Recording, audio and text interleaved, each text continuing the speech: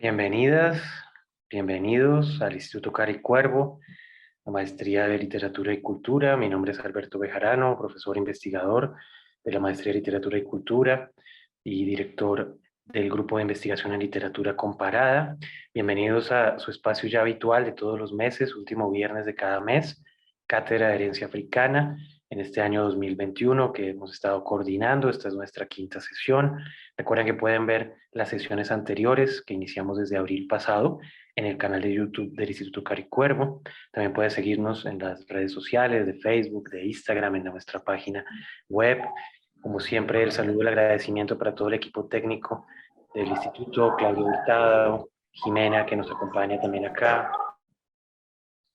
toda la parte administrativa, la parte directiva, los colegas, los estudiantes que van a estar con nosotros, tanto acá en el Zoom como en la transmisión que se hace simultáneamente en Facebook. Unas breves informaciones antes de presentar a nuestra invitada. Nuestra próxima sesión va a ser el viernes 24 de septiembre a las 2 de la tarde. Vamos a presentar lo que es el primer tomo que compila buena parte de la obra del gran escritor y pensador afrocolombiano Manuel Zapata Olivella, un trabajo colectivo inmenso que ha venido haciendo en los últimos años el Instituto Caricuervo con la Universidad del Valle y la Universidad Pedagógica y Tecnológica de Colombia en Pereira. Vamos a tener un conversatorio con las profesoras Carmen Millán, que es nuestra directora del Instituto Caricuervo, y el profesor Darío Henao de la Universidad del Valle. Esa va a ser nuestra sexta sesión. También los invitamos a un curso de extensión que estaremos dictando pronto. Ahí está el link en el Zoom, también lo podemos poner ahora en Facebook. Es un curso de extensión sobre archivos literarios que dictamos junto a Tania Triana, que es una de nuestras destacadas estudiantes de la maestría conmigo. Se van a extender unos días las inscripciones, entonces están abiertas para quienes interesen los archivos literarios. Justamente hoy nuestra invitada, Liliana Alzate, fue la ganadora del año pasado de la beca de investigación en literatura comparada que organizamos en la Maestría de Literatura y Cultura del Caricuervo como parte de los estímulos del Ministerio de Cultura. Es una beca que se hace una vez al año, es una cuantía en este momento de 22 millones para investigar diferentes campos, bien sea la literatura colombiana, latinoamericana, en conexión también con otras artes. El año pasado Liliana fue la ganadora y hoy en parte estará socializando buena parte de algunos de sus hallazgos, de sus búsquedas, de sus diálogos en el archivo del Fondo Cajiao de Teatro que tenemos en Yerbabuena, la sede de Yerbabuena, de la Hacienda Yerbabuena del Instituto Caricuervo. Los invitamos el próximo año a presentarse a esta beca de literatura comparada. Justo en estos días, esta semana, tuvimos el fallo del resultado de la ganadora, que va a ser un proyecto también muy interesante, comparado sobre Dante y su recepción en la literatura, en la crítica y en la traducción colombiana. Entonces, bueno, le doy la bienvenida. Voy a presentar brevemente a Liliana Alzate. Liliana es caleña, actriz, investigadora, directora teatral. Ha trabajado como actriz en diferentes grupos de teatro en Cali, Bogotá, Medellín. Cuenta con trabajos en dirección y dramaturgia dentro y fuera del país. Ha recibido menciones y becas por parte del Ministerio de Cultura, Taller Nacional de Crítica Teatral, Beca Creación Cultura de Periodismo Cultural, documental biográfico sobre Enrique Buenaventura, los maestros Enrique Buenaventura y Santiago García, sus estudios de maestría en la Universidad del Valle en Literatura Colombiana y Latinoamericana, estudios de posgrado en Crítica Teatral en la Universidad del Rosario, licenciada en Educación Artística en la Universidad del Bosque. Desde el año 2006 se desempeña como actriz e investigadora teatral en el grupo La Máscara de Cali. Los invito a seguirla en su red de LinkedIn, donde podrán ver muchas más de sus actividades. Y como les decía hace un rato, Liliana fue dentro de más de 18 trabajos que se presentaron el año pasado. Liliana ganó la beca de investigación en literatura comparada que organizamos nosotros en la Maestría de Literatura y Cultura del Instituto Caricuervo. Y ella nos va a compartir hoy buena parte de lo que ha trabajado en el archivo, pero también de su larga trayectoria y de su interés por el teatro afrocolombiano. Así que, Liliana, bienvenida, muchas gracias por acompañarnos y tienes la palabra. Muchas gracias, Alberto. Bueno, muy agradecida con el instituto y con los ancestros, sobre todo, que me han dejado y me han permitido entrar a sus voces. Y bueno, aquí a toda esta, digamos, pantalla plana, pero diría yo que es un círculo de fuego que tienen ustedes aquí con esta herencia africana. Entonces, bueno, convocando a todos y pues para contarles. Entonces, pues lo primero quería como para presentar, como bien dijo Alberto, pues que soy creadora, que he llegado a la investigación desde la creación. Entonces, vamos a encontrar en la charla de hoy como muchas actividades que para que ustedes vean, puedan ver visualmente algunas cosas de la investigación. La investigación se trata de una compilación de textos desde la oralidad y su influencia en la literatura dramática hasta unos referentes contemporáneos. Logré visitar estos corpus tratando de indagar en las teatralidades periféricas, ¿sí? De la historia del teatro colombiano. Como bien dijo Alberto, pues indagué en el fondo de Fernando González Cajiao, que fue un investigador importantísimo para el teatro, porque su primer libro, yo creo que fue el primero en indagar en la historia del teatro, fue como el pilar para todo el resto de investigaciones de teatro colombiano. Entonces, él cuando murió dejó este fondo al Caro y Cuervo, que era toda su biblioteca. Entonces, él además de ser un creador, también y investigador, compiló una cantidad de obras y su interés obviamente era lo indígena. Entonces, pero también compiló muchos autores que ahora están inéditos, que más adelante les comentaré, que encontré allí. Y el otro pilar importante de la investigación es el ALEC, que es el atlas que tiene lingüístico colombiano que tiene el Confundo Caro y Cuervo. Y allí, específicamente en el tomo 3, hay 2 OLPs con unos cantos que recopilaron en el Caro y Cuervo y 2 LPs de cantos alabados walís, que tienen estas voces, digamos, que los investigadores del Caro y Cuervo fueron, recogieron y tienen una teatralidad propia. Entonces me voy a centrar también un poco en eso. Entonces, para ya contando un poco esta parte, quisiera compartir con ustedes una parte, perdón, la investigación tiene, además del texto, quisimos mostrar un documental pequeño y unos podcasts con estos que llamamos ecos, o sea, creadores que hoy todavía viven, todavía reviven estas tradiciones y entonces en esta oportunidad de una parte de la socialización, vamos a ver una parte de este video que está recién salido del horno y una parte de la letra, del podcast sobre la LEC. Entonces, voy a compartir un poco el video. Entonces, aquí, unos minuticos. Contentas y contentos de tenerte acá, dramaturga, directora, actriz, caleña, con un amplio bagaje en este mundo teatral y también muy cuestionada por eso del hecho de ser mujer y las narrativas de lo femenino, ¿cierto? Y la dramaturgia desde lo femenino, y ahí es que tuve pues también como la oportunidad de compartir estos 2 días de taller, entender eso de lo femenino desde el escenario, pero que también nos abriga a todas y a todos. Ahí empecé a encontrar claves de lectura y empecé a conocer, digamos, todos los discursos postcoloniales. Entré en un grupo de investigación sobre amerindios y sobre voces amerindias, y entonces empecé a indagar más.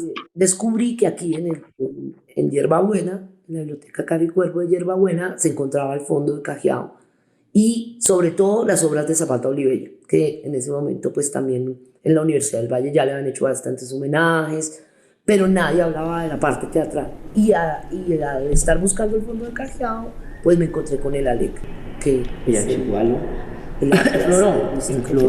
donde aparecían 2 LPs con cantos de alabados y walís inédito, pues eran unos LPs. Finalmente fuimos favorecidos y ya me pude meter, digamos, más a fondo para usar las claves que yo quería, que ya había trabajado con las mujeres, que era el cuerpo, la voz y la memoria, y también que existía esta teatralidad fronteriza que se podía indagar y que había muchísimo material para rescatar.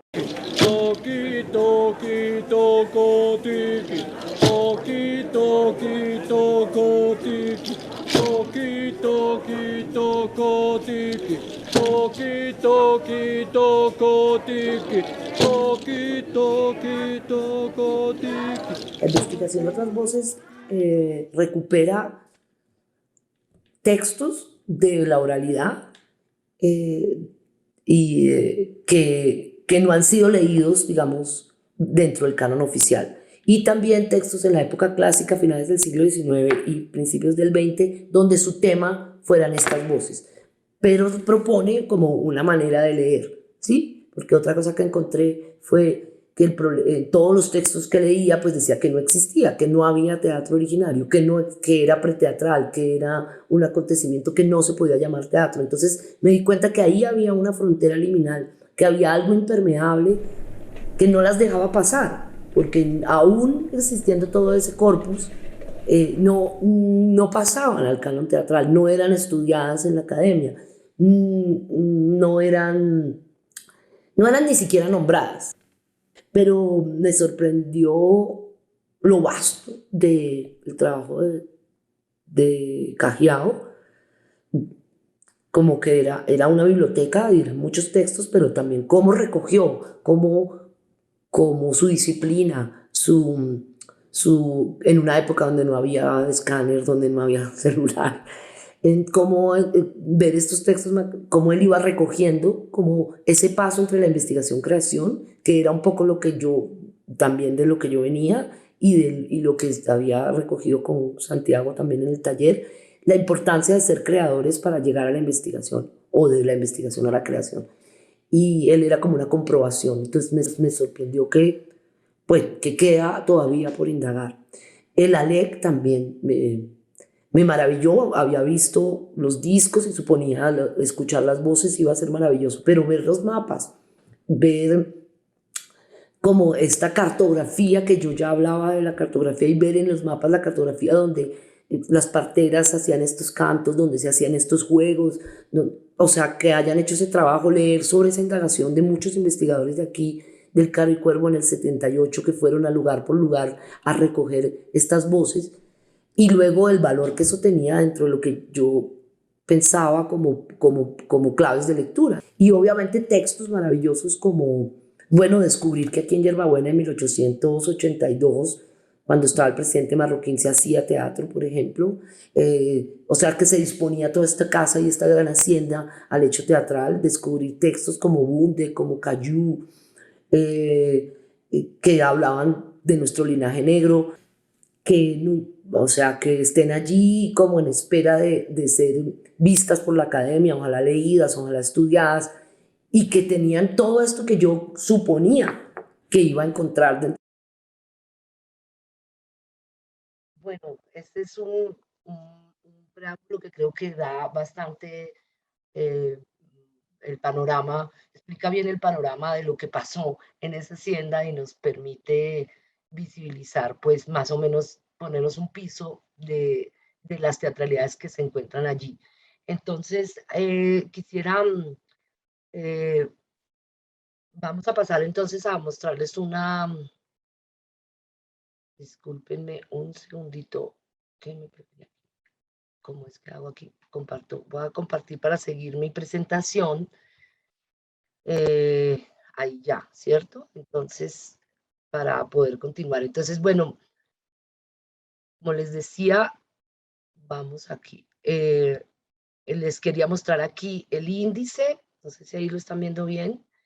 Bueno, entonces toda la investigación tiene este índice que cubre las voces amerindias y las voces afro. Nosotros hoy solo nos vamos a centrar a las voces afro, pero sí quisiera parar un momentico en la primera parte, que es la discusión entre la manera en que se aborda estas lecturas. Yo planteo entonces una otra hermenéutica, una hermenéutica de la escucha y de la sospecha, donde va a primar, digamos, en estas clases de lectura, el cuerpo, la voz y la memoria. Entonces, ¿cómo leer el cuerpo, la voz y la memoria en estas teatralidades expandidas?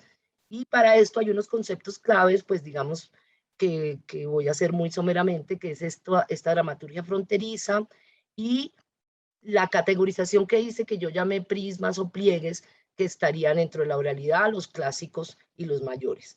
Los mayores, entonces, la oralidad, pues como vemos el ALEC y todas estas representaciones, los clásicos, los textos que abordaban estos temas afro, aunque fueran escritos, digamos, no solamente por afro, como el caso de Zapata o de Candelario Beso, sino también por otros autores letrados que casualmente me sorprendió, eran muy reconocidos, digamos, por la academia y por la alta cultura en ese momento, que son finales del siglo XIX, principios del XX, pero estas obras específicamente que tenían que ver con lo afro, no, como si muchas fueron publicadas, entonces, digamos, ahí empieza a aparecer esa frontera impermeable que hablaba anteriormente, que es la que me hizo indagar en qué era lo que pasaba con eso.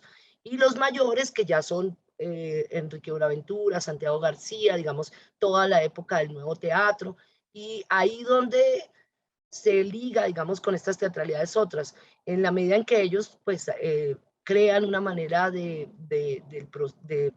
proceso creativo, que es la creación colectiva, de cómo llegar a la obra, y entonces se delimita la dramaturgia, se expande y ya el autor, digamos, del texto dramático deja de ser tan importante como el grupo, el colectivo. Y ahí pues vamos a estas principio de la comunidad y de la creación tanto indígena como afro, que es el sentido de comunidad.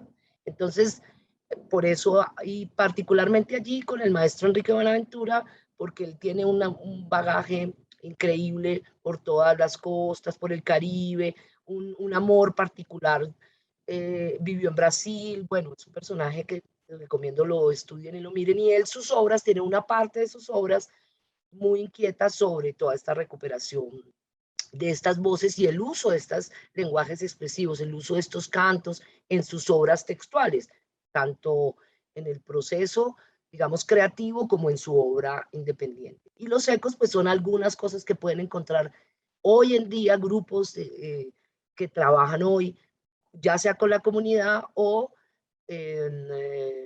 hacen un trabajo específico, como es el caso de Quilele, de Felipe Vergara, o el caso de Palo que sea en Pereira, que tiene una frontera con Chocó, y el grupo saca otro grupo de cantadoras que se llama Platino Teatro, por ejemplo, para dar dos ejemplos.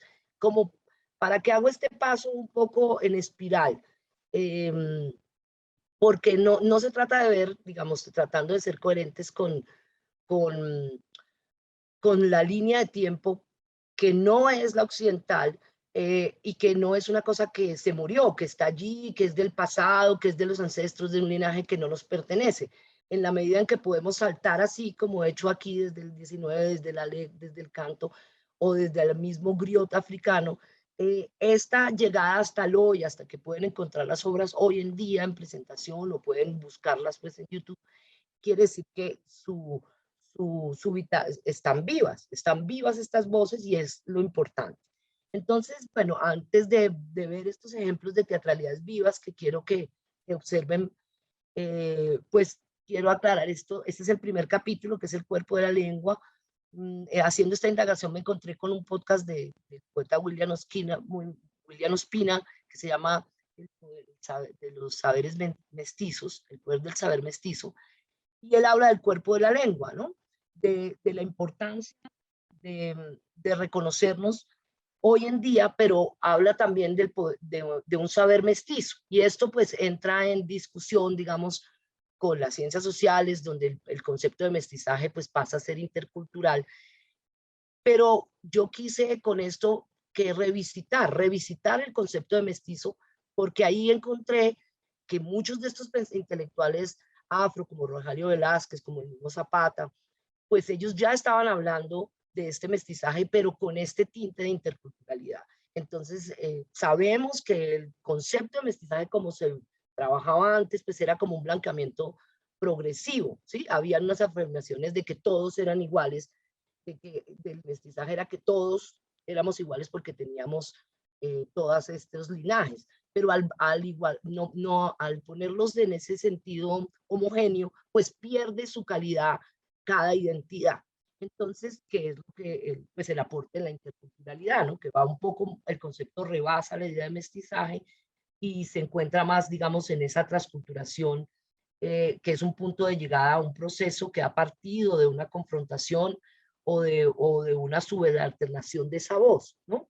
Entonces, esto hablo en el primer capítulo, y es importante aclarar pues cuál es la diferencia en el teatro con este acto de habla, ¿no? Entonces ahí pues lo pongo en el caso. Cabe señalar que el acto de habla no se refiere al acto de hablar en sí, sino al acto que no se restringe a la comunicación por medio del lenguaje hablado. Quiere decir que involucra el hablar, el decir y el actuar. Y en este caso, pues nos lleva al teatro.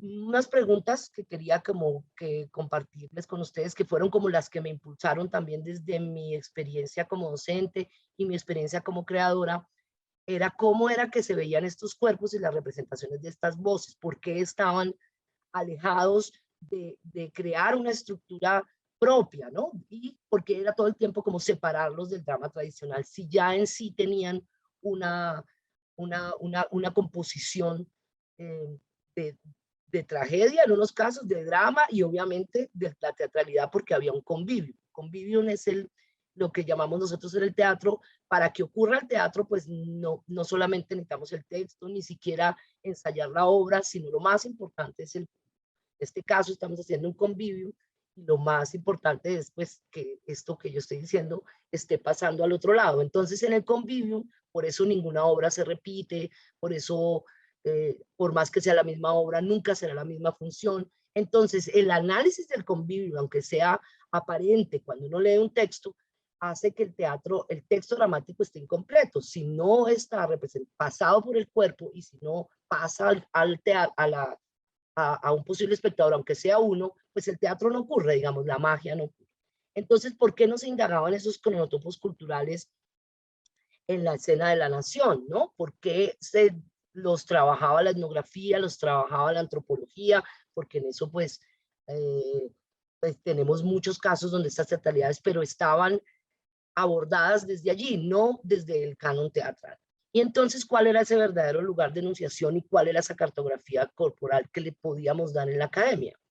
Entonces, aquí, como habíamos dicho, estas claves de lectura para los ejemplos, ¿qué era lo que yo le iba cómo era que yo iba a interpretar?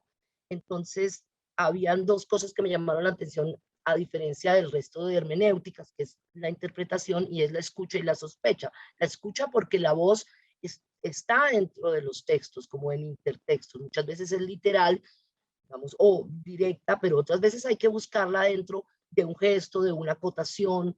Entonces, digamos, el ejemplo de Zapata, que las obras de teatro, en la gran mayoría, digamos, dos, el Hotel de Vagabundos y en Malonga el Liberto, pues hablan directamente del afro, a diferencia de la literatura. El resto no tiene los personajes negros directamente como contando la historia, pues como en Changó o en el resto de su literatura. Entonces yo decía, pero ¿qué pasa? ¿Era que era un espacio donde él se sentía diferente? Y al empezar a estudiar su obra, me di cuenta que habían unas voces subalternizadas que él encontraba y lo ponía en el gesto o en la acotación o en el uso de algunas cosas, ¿sí? Por ejemplo, unas jaulas, una ventana, o sea, una escalera que da un socavón. Entonces, como allí está la voz y en algún momento, pues sí incluyó un alabao en una de esas, pero digamos no era el común. Entonces, eso de la sospecha y la escucha se vuelve importante en la lectura del teatro y en este caso, pues de esta voz.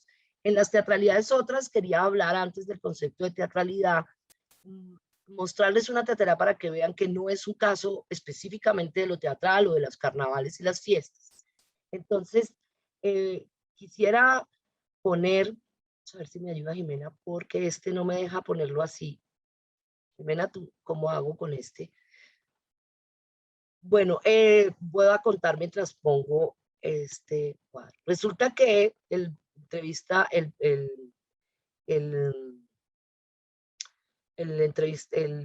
Guillén, Nicolás Guillén, hizo una investigación sobre el primer presidente negro y logró, después de mucha investigación, logró escribirle estaba de presidente el Santos y logró rescatar este cuadro y que entrara al palacio.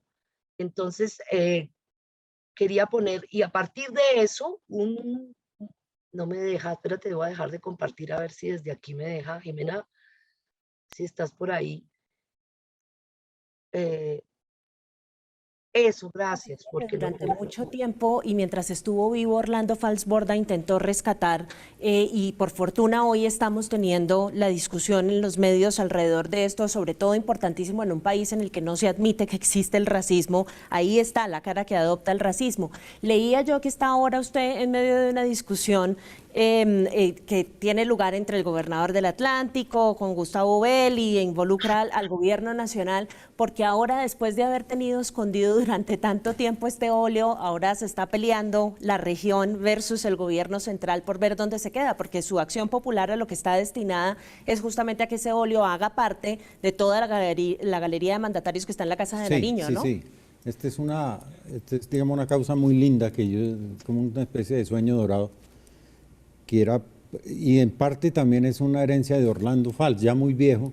Yo siempre estuve fascinado con la historia de Juan José Nieto, y ya muy viejito Orlando Fals, un día que fuimos con Blau a visitarlo, hablamos de eso nuevamente y me dijo, mira, yo te dejo esta tarea porque yo no pude conseguir que reconocieran a Nieto. Y estoy muy contento porque lo logré. O sea, yo hice el pedido a la presidencia y la presidencia mandó una consulta al Instituto Colombiano de Antropología e Historia y conceptaron que, claro, que evidentemente Nieto fue presidente de Colombia y eso no se le puede negar, y hay que reconocer la obra de él, la obra literaria, la obra política, y es un tipo pues muy importante, de gran significado. Cuando yo publiqué la primera vez mi investigación en el Miami Herald, donde trabajaba, acá no se decía nada, y sobre la base de esa crónica le pusieron el nombre de Nieto a algunas escuelitas del Cauca, por ejemplo. Y Nieto, en todo el documental que yo he estado siguiendo todos los pasos de él por la costa y recogiendo, digamos, la leyenda que quedó en Cibarco, en las zonas por donde él se movió, hay una visión muy bonita de la gente, que es como una especie de sueño de alguien muy importante que nunca vieron y del...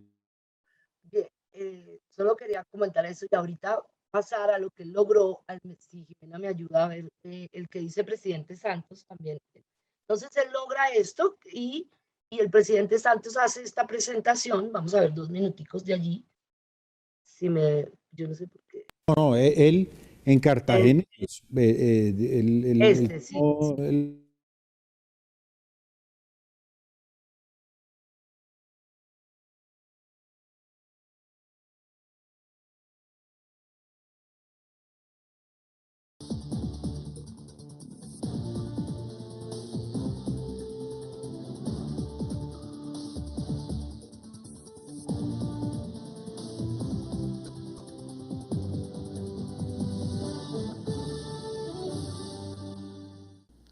Muy contento de estar en este evento lleno de simbolismo y muy agradecido con ustedes por su compañía y su presencia. Acabamos de velar la pintura de Juan José Nieto, el único presidente negro que ha tenido nuestro país. ¿Quién fue Juan José Nieto? Fue un presidente del Estado de la Unión entre enero y julio de 1861. Él nació en Baranoa, querido alcalde, bienvenido. Esa tierra de lindas mujeres. En Baranoa me quedaré. Exacto, además tiene la mejor banda, ¿no? Es la antigua provincia de Cartagena, hoy hace parte del Atlántico, y nació el 24 de junio de 1804. Juan José Nieto era hijo de artesanos, fue muy reconocido por su aporte a las letras, a la música, al teatro, un gran promotor de las ideas y de los pensamientos liberales. Fue además muy amigo de otro gran colombiano que no gusta mucho del mandatario. Bien, él sigue hablando allí el presidente y luego dice que si Jimena me prepara el siguiente, que es la champeta, y dice, pide perdón y dice que por haberse demorado tanto, y después dice, pero bueno, va a estar en el palacio, pero no puede estar en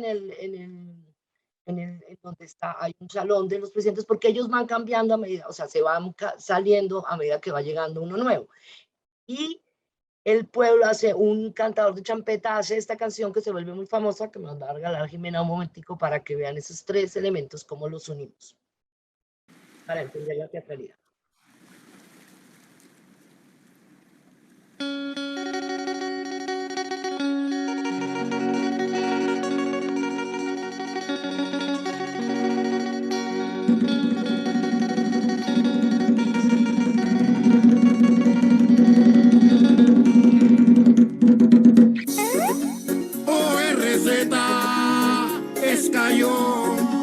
Le canta el mechón de corazón.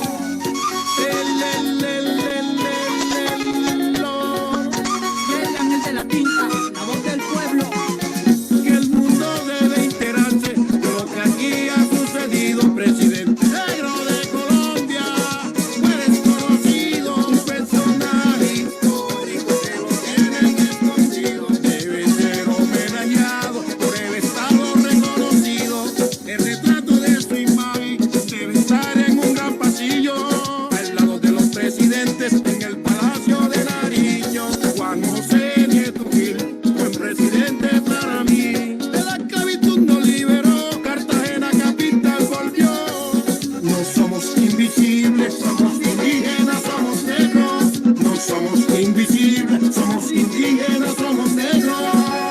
Orlando Falborda, buenamente, el mundo se entere de la verdad. Bueno, descomiendo, lo que quería explicar allí es cómo esta teatralidad la podemos ver, está permanentemente en todo. Aquí tenemos un documento histórico, tenemos una historia real y vemos exactamente cómo ese cuerpo se traspasa, digamos, a la voz popular, y cómo en el video pues todos tienen la banda presidencial. Entonces quería explicar eso antes de seguir con la presentación, para que entender que la teatralidad pues la tenemos en todas partes, y cómo es de evidente aquí el periodista cómo hace eso, cómo las voces directas desde lo vivo y lo que está, y el documento histórico en este caso, y qué tanto pasa la frontera o no, porque hago la teatralidad, invito a todos los afros al palacio y reivindico una voz, pero al mismo tiempo lo coloco en otro lugar. Entonces, digamos, bueno, siguiendo con la presentación, entonces, a ver, perdónenme un momento, aquí. Entonces, vamos ya tenemos los lenguajes del cuerpo, voz, memoria, que ahí también podríamos ver, está la memoria de esto, el cuerpo, la voz del presidente, la voz del periodista y la voz del cantante de champeta, y todo lo que ocurre pues en el palenque. Y las claves de lectura, entonces esto, la investigación, creación, la dramaturgia fronteriza y las cartografías liminales, pues también el trabajo de la frontera. Vimos cómo la frontera no la asumo no solamente como algo que separa, sino que hay unas cartografías simbólicas, hay unas cartografías también del cuerpo, y de cómo unir estos lenguajes expresivos para una representación, para ser vista. Ya entrando entonces a las voces de ébano, que es el capítulo que nos interesa, pues me basé en el concepto de Rogelio Velázquez sobre la negredumbre, que luego retoma Zapata, que me parecía importante retomarlo, con el sentido de que incluía la negredumbre, no es solamente la unión de la raza negra, sino incluye a los blancos en la medida que entran en unas festividades y entran en unos actos de resistencia. Entonces luego Zapata Olivella lo retoma también y entra con las claves mágicas y la creatividad del negro. Entonces esa es la parte, digamos, conceptual. Aquí entonces en el corpus de las voces de ébano, pues tenemos la oralidad, la transformación del mito. Rogelio, como ustedes deben saber, también, además de crear todos estos conceptos, de ser un gran antropólogo, etnólogo, y recuperó unas oralidades del Pacífico donde trabajó unos personajes, recuperó oralidades y leyendas, y dentro de su texto incluía la leyenda y abajo como un diccionario, un vocabulario, donde explicaba cómo esa leyenda se puede interpretar, o algunas frases que para el resto del vocabulario, pues no, para el resto del lenguaje no se entendía. Entonces, esa es una segunda parte, digamos, analizar eso, pongo uno de esos leyendas y explico eso. Y lo último, La Voz de las Islas, que también es muy poco conocida, donde tenemos los cuentos de Anansi, donde en este momento trabajan varias personas y un grupo de Transatlantic que tiene un festival muy conocido y trabaja toda esa recuperación de la oralidad de Anansi, que sabemos viene del Caribe y de varias, se recupera en varias zonas, digamos, de las islas. Y también la tradición de los concert, que es la unión con la iglesia, donde son como unas lunadas que se realizan y va gente a hacer poesía o el teatro, y eso lo hicieron pues desde finales del 19 también, uniendo, sabemos que San Andrés pues tiene influencia inglesa, francesa, ¿no? Y entonces ahí también hay una realidad muy particular. Entonces nos vamos a centrar en el ALEC, que como lo vimos en el anterior, pues en el video, que son estos LPs y estos grandes mapas. Allí tenemos un podcast con un especialista, digamos que en el ALEC, ¿qué pasaba? Ahí ellos recuperaron 48 canciones, yo escogí 14 y hablé con un especialista. Los cantos son particularmente realizados en rituales fúnebres llamados cantos de velorio, obviamente para adultos y niños, y hay un escenario ahí donde se da vida a esos alabados. Y ellos construyen un escenario de resignificación con estos símbolos sociales y con estas voces, ¿no? Cada uno, pues, significa una cosa distinta. Si el niño es recién nacido, si está sin bautizar, si no está bautizado, bueno. Y también parte de esta oralidad están las décimas. Pero entonces quiero compartir con ustedes una parte del podcast, voy a dejar aquí, que realizamos para la investigación. Este sí lo puedo compartir, parece que este.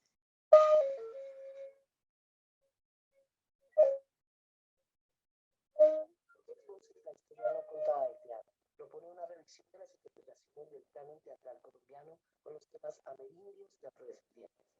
Reconocimos desde la práctica artística su dimensión histórica. Por medio de procesos fronterizos y liminales, realizamos unos análisis de los procesos creativos. Yo soy Liliana Alzate, investigadora becaria del Instituto Caro y Cuervo, con apoyo del Ministerio de Cultura. Hoy estaremos conversando sobre el ALEC, Atlas Lingüístico Etnográfico de Colombia. Esto es Otras Voces, la historia no contada del teatro. Juanada Baez, de historia de dieta, buenon badinon. Cajainon y San Juji, pero na teatro. Sí, acá está tu chiquinore, aquí bueno, y se en raga. Otras voces, la historia no contada del teatro.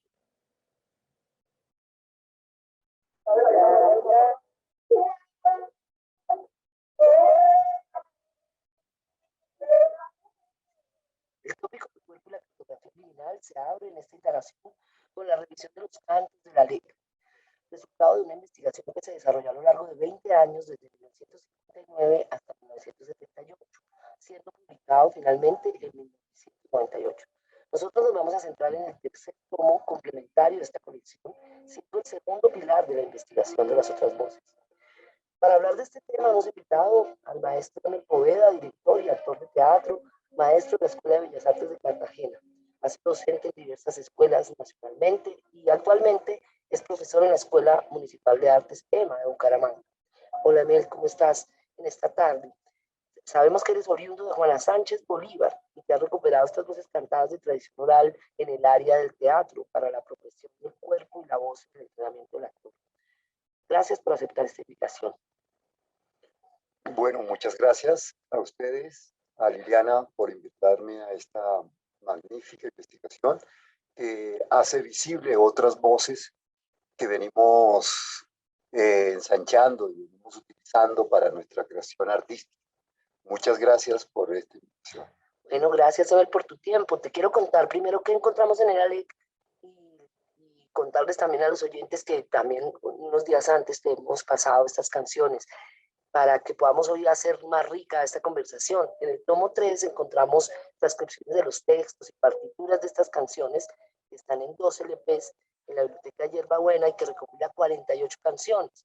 Aquí escogimos solo 10 para analizar. Está constituido por cantadas a capela por los y las cantadoras de regiones como Tremendo, Novita, Vallesolano, Puerto Mutis, Boredó del Chocó, Barbacoas de Nariño, San Juan de Nepomuceno y la Boquilla de Bolívar, también Buenaventura en el Valle del Cauca y Tipiquí en el Cauca. Los cantos son particularmente realizados en rituales fúnebres, llamados cantos de velorio para adulto o niño, y son el escenario donde se da vida a los alabados, chiguales, gualís, arrullos, rondas, juegos y décimas, conformando pues una joya sonora de las teatralidades de la oralidad colombiana. Esta obra es un valioso aporte para el conocimiento de las hablas culturales y populares colombianas y es pionero este alecre en la descripción del español hablado en un país latinoamericano. Emel, ¿por qué consideras que es importante recuperar estas voces para la teatralidad de hoy? Bueno, sí, es muy importante, pero antes quisiera compartirte la zona de donde soy, porque eso es muy importante para establecer una investigación también desde el ámbito artístico. Yo nací en Juana Sánchez, Bolívar, esta es la depresión momposina, donde hay una cultura de cantadores, decimeros, ronderos, cantadores de zafra, cantadores de toda especie de tradición, riquísima en ese Magdalena Medio. Con respecto a la pregunta, yo he investigado estos géneros ancestrales porque realmente son muy ricos en la expresividad, en la tonalidad, en el género, por ejemplo, los géneros antiguos tienen la capacidad vibratoria de generar cierta expresión corporal. Esto hace que sea muy rico porque investigamos de paso la emocionalidad, como la nostalgia, la corporalidad y la gestualidad. En estos cantos fúnebres que se generan en el velorio, se trata de traspasar una energía pesada que da el lamento a una energía vital que da el canto. El canto como forma de sanación, como forma de transmutar, cambiar ese sentimiento.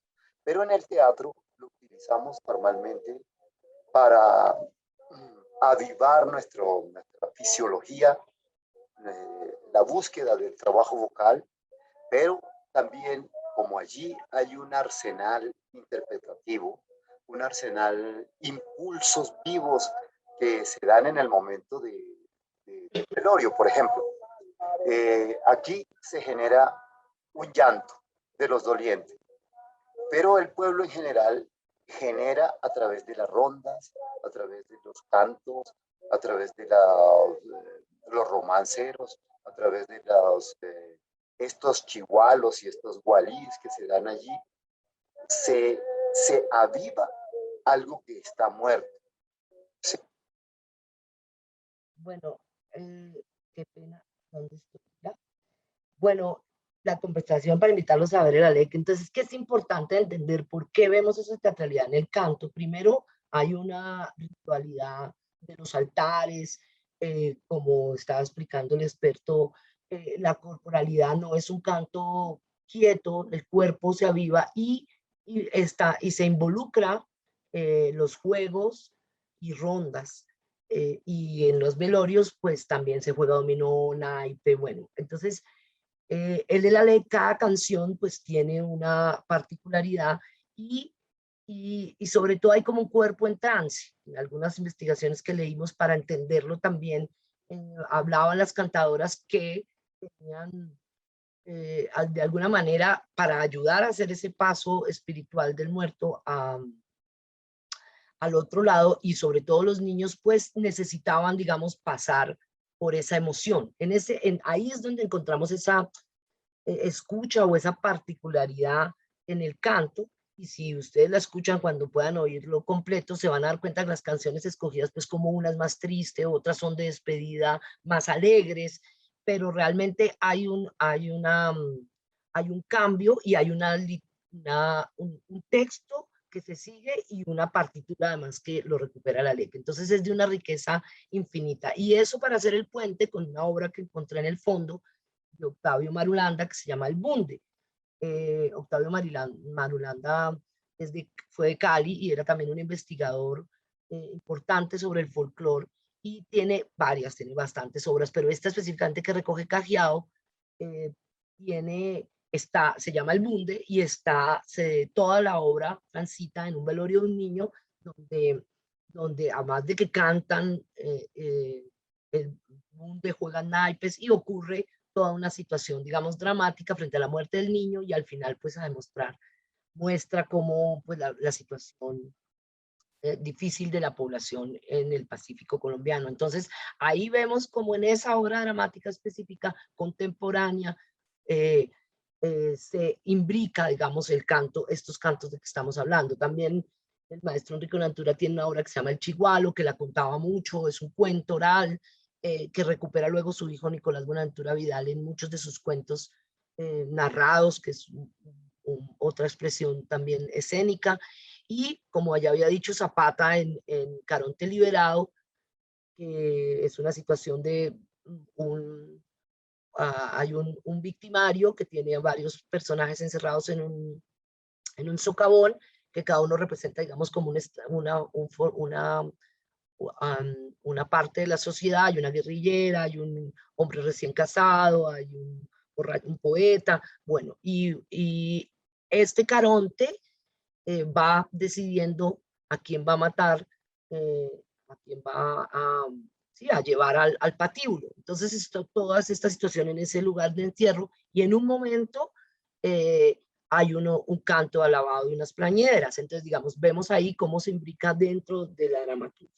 También tenemos el caso de Cayú, que es una obra de José Enrique Gaviria, un letrado importante que fue comisionado en Santo Domingo, y ahí escribe, no tiene muy pocas obras, pero sin embargo esta recupera toda la historia de Haití y también está llena de cantos. Bueno, y ahí vamos a encontrar bastantes ejemplos simplemente para mostrarles, digamos, cómo esta imbricación de estos cantos, de estos discos, de esta recuperación, de esta historia, de saber bien cómo escuchar, digamos, estos mitos y estas oralidades se encuentran en las obras contemporáneas a través de la historia.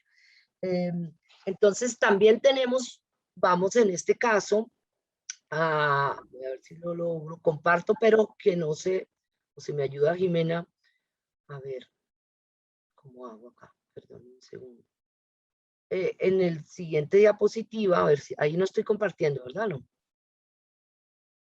Espera un minuto, yo te digo, eso lo ponemos sin audio, a ver si me perdí yo aquí, perdón. Ay. En donde, a ver, aquí en el siguiente diapositiva, en esta, pero yo no estoy compartiendo, ¿no? Perdón. No. ¿Solicitas que te apoye con compartiendo la pantalla? Me perdí, perdón, ya llegué, perdón. No te preocupes. Perdónenme un momento, aquí ya voy a llegar. Entonces ahora yo quisiera, vamos a ver, aquí sí me deja.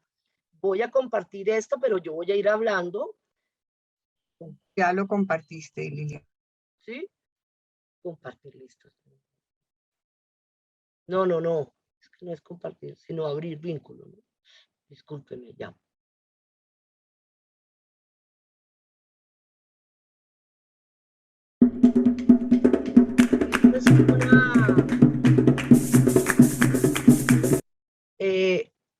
Es la Corpus Christi del Paso Cesar, ya les dejo ir un poquito. Digamos, son las otras tertulias que están vivas, que unen. Esta es una celebración que acontece en las estribaciones de la Sierra Nevada, que ya la había nombrado, pues ya la había estudiado Dolmatov, pero que en la parte teatral esto sigue vivo. Y aquí vemos, por ejemplo, Todas estas que les voy a mostrar así en pedacitos ocurren en Semana Santa, pero aquí vemos la unión de lo indígena con lo afro, y qué sentido tiene, todo esto está en la Semana Santa y la entrada de ellos con sus danzas, sus cantos a la iglesia, ¿no? Como sabemos, pues no los dejan entrar hasta hace recientemente poco, ¿no? Para que los indios puedan, para que los negros pudieran entrar a la iglesia a hacer sus cantos y sus danzas. Entonces, esta es una manera de implicar la misma Semana Santa con los pueblos afro. Y lo encontramos en muchas de las regiones. Este es el caso del Cesar, que como ven también tiene la escenografía, el canto, y bueno, voy a dejarles un poquito del sonido de lo que cantan, cómo combinan el alabao, el salve con pues con su sonido particular.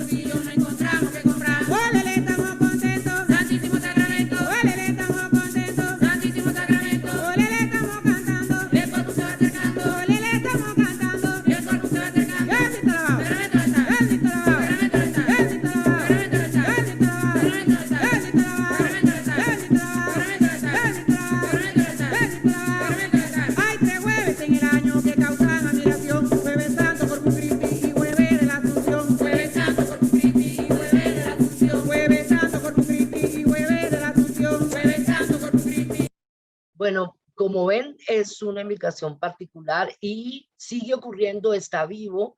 Y ahora, ¿cómo hago para salir de aquí?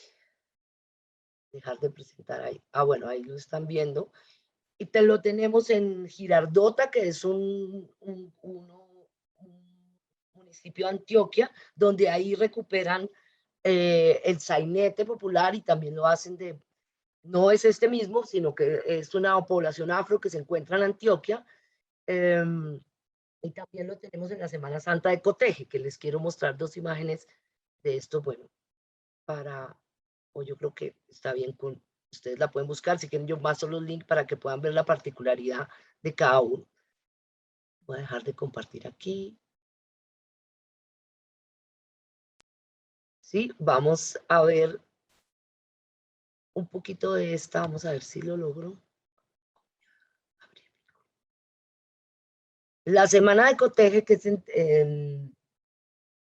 en Timbiquí, en el Chocó, cuando salen, también es toda una semana, se preparan, no hay un texto escrito, pero todo lo hacen de generación en generación, y todo el pueblo se dispone, las calles, hay unos personajes, ahora van a ver, ellos tienen sus camisetas y ellos recuperan cada estación del evangelio, pero el momento más importante es cuando aquí están dentro de la iglesia, están unos participantes del pueblo que hacen la crucifixión, pero cuando salen, o sea que cuando revive Jesús, supuestamente entran, que es lo que está pasando ahí, pueden entrar a la iglesia y lo que ellos proponen es que reviven los muertos. Y como sabemos, esta región pues es minera, pues ha tenido toda una situación particular. Entonces, esta verdad, digamos, esta verdad histórica se mete a la iglesia y ellos están pintados, ahora los van a ver, y cuando salen de allí, ya es que es en el tercer minuto, están pintados de una manera, ya lo vamos a ver aquí, y el juego es recorrer el pueblo. Acá. Aquí ya salen de la iglesia. No, esperen. Aquí.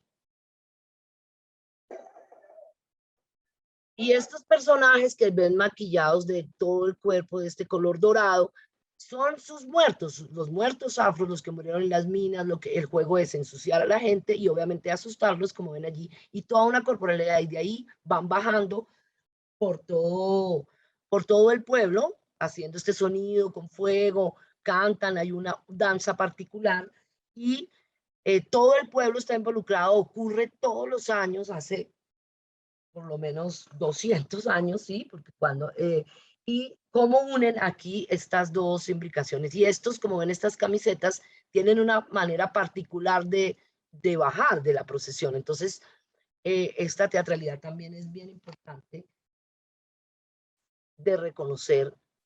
Voy a dejar que a ver si oye un poquito.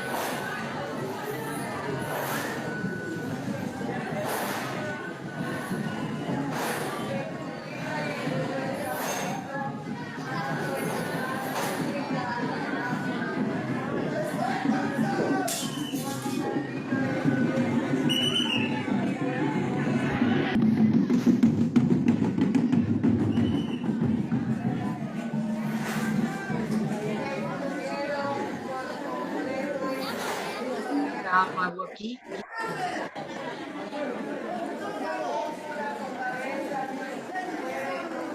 No dejo de compartir. A veces estoy aquí, ya no puedo. Ya, perdón, ya dejé de compartir. Ay, qué pena con ustedes, ya. Bueno, entonces ahí en estas, para cerrar las teatralidades vivas, no sé si alguien quiere hacer una pregunta antes de que pasemos a los textos, pero ¿cómo lo ve? Estos ritos que son entre sacros, mágicos, el canto, los tambores, la danza, los conjuros, el vestuario, la escenografía, la risa, el llanto, la sonoridad de las palabras, todo esto tiene pues evidentemente un origen africano y se articula con este universo dramático y empieza a sugerir otro lugar de enunciación, ¿no? Entonces esto obviamente ocurre en Cuba, en Brasil, en Panamá, bueno, en todo lo que tenga un linaje afro. Y hay unas particularidades de los investigadores que han dicho, digamos, dentro de la teatralidad afro, que es obviamente la característica del carnaval, el teatro en espacios abiertos, cómo se integran estas prácticas escénicas y musicales. El tambor obviamente tiene un uso muy importante y que habla también, el tambor no es solo la sonoridad, sino que es una voz que está hablando y que está diciendo. Eso lo vemos también en los textos clásicos que les comenté ahorita, en el de Haití y en el del Bunde. El tambor cobra un valor como personaje y va a marcar una diferencia dentro del drama.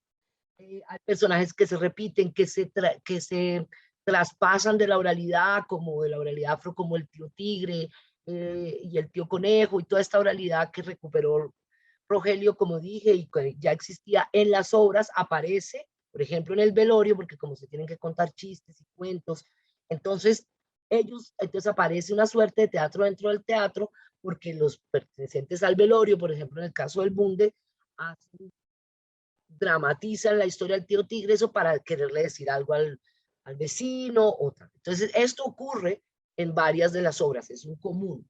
Entonces, ¿cómo se apropian estas teatralidades de los discursos dominantes? ¿Sí? Y le dan unas nuevas formas, es lo que esta dramaturgia fronteriza nos deja ver. Y pasa el pasado al presente y se imbrica. Entonces, digamos que es importante como de revisar y por qué, no sé si todavía se entiende, ahora me dicen en las preguntas, ¿por qué habría que revisitar ese lugar del mestizaje? Porque más que la transculturación habría, pues, pienso yo hoy, habría que volver a revisar lo que ellos dijeron, digamos, estos grandes pensadores, y cómo se leyó, no desde la antropología, no desde la etnografía, sino desde un lugar de un acontecimiento cultural que tiene una carga, tiene una escritura, hay una estructura, se repite, hay un texto, los personajes pasan de generación en generación. En el caso de Girardota, que no vimos, pero no vamos a ver para seguir adelante, que es esta comunidad africana en Antioquia, que ni siquiera la gente de Antioquia conoce, porque estuvimos ahorita en parte de la investigación haciendo un laboratorio en el Carmen de Viboral, y me sorprendió eso, conocen el afro de Urabá, pero no conocen que tan cerca a Antioquia y a Medellín hubiera una comunidad, exista una comunidad afro que maneje esta teatralidad del sainete, que ahí se marca más, y que también sus personajes se heredan de generación en generación y se aprenden, y todo también ocurre, anualmente ocurre en este momento. Entonces, pasaríamos entonces a una segunda parte, a mirar la teatralidad, digamos, en el texto. ¿Cómo es que yo hago acá? Aquí ya estoy compartiendo, ¿no? Aún no. Ay, disculpen. Es que, porque si estoy aquí, discúlpenme. Ay, no volví aquí. ¿Dónde estoy? Jimena, socorro. Abajo el cuadrito con flechitas hacia arriba y ahí. Socorro, Jimena, pues si quiere. Ya, a ver. Sí, pero, ya, perdón. Ya, acá ahora sí, ¿no? Entonces, este personaje que ven aquí es Rambao. Como ven, estas teatralidades que les mostré existen hoy, pero ¿qué hizo Zapata Olivella con el teatro identificador? ¿Por qué lo ligo ahorita antes de meternos al texto dramático? Porque Zapata Olivella crea todo un concepto con el teatro identificador, hace una investigación profunda con su hermana Delia y con muchos otros, incluyendo a Cajiao, y hace una experiencia en 1975 que marca el teatro de la calle, el teatro callejero y el teatro popular, porque recoge, hace una investigación por varios meses recogiendo la oralidad, y encuentra varios cuentos de Rambao, que son cuentos de la oralidad, y establece indagar primero en todo esto que estoy diciendo, en el gesto, en la palabra. Entonces se escoge actores que no sean actores, quiero decir que no estuvieran, estamos en un momento donde está el nuevo teatro, como les había dicho antes, con Enrique y Santiago, que es el momento histórico con los grupos, pero él también hace un grupo, pero marca una diferencia porque él quiere identificar de toda su investigación con la escena, uniendo la danza y dándole ese lugar a esa, digamos, dándole ese lugar a ese cuerpo y a esa voz que identificara a un pueblo. Entonces hace este proceso, Delia Zapata hace las coreografías, Cajiao hace la dramaturgia, contando con el cuento, y tienen dos artículos muy interesantes que están en Letras Nacionales, que deben pues conocerlas, de 1975, donde recoge todo su proceso y cómo llega a ese resultado. Esta obra de Rambao, entonces, hace como un casting, digamos, en varios pueblos, la estrena en la costa y luego la trae a Bogotá, donde pues marcó, y hablando con los otros creadores del teatro callejero, cómo les marcó a ellos lo que luego viene a ser el teatro callejero, digamos el movimiento de teatro callejero que es bien importante en el país. Y esto fue un hito particular. Entonces, sí quisiera que viéramos 2 minuticos de él, porque es los únicos 7 minutos que quedan, porque ellos hicieron las grabaciones, que es una lástima, para entender qué fue lo que pasó en ese momento.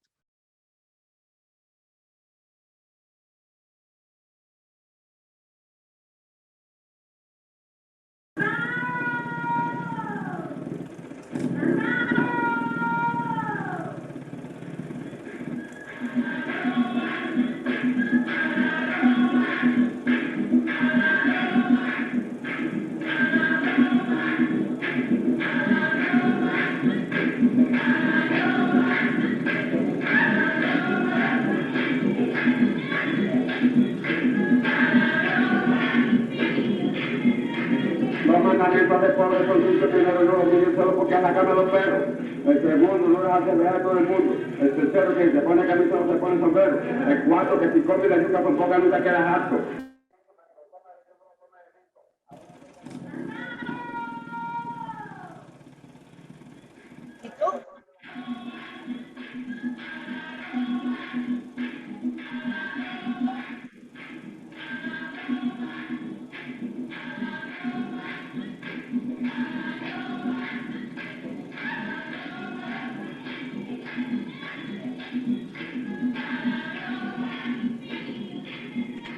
Los mandamientos del pobre son 5 primero y no los siguen solo porque anda cama los perros.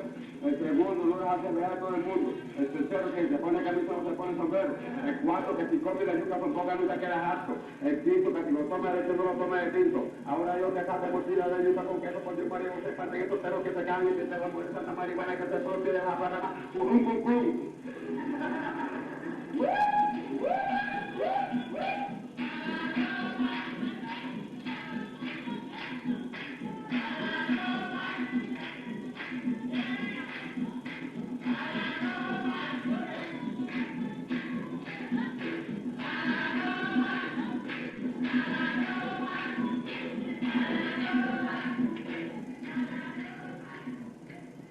Investigar y exaltar los valores culturales de nuestro pueblo con protagonistas surgidos de su propio seno constituye la filosofía del teatro anónimo identificador. La Fundación Colombiana de Investigaciones Folclóricas ha orientado a sus antropólogos, sociólogos, coreógrafos y directores de teatro para que identifiquen las expresiones dramáticas de los grupos etnográficos de nuestros litorales.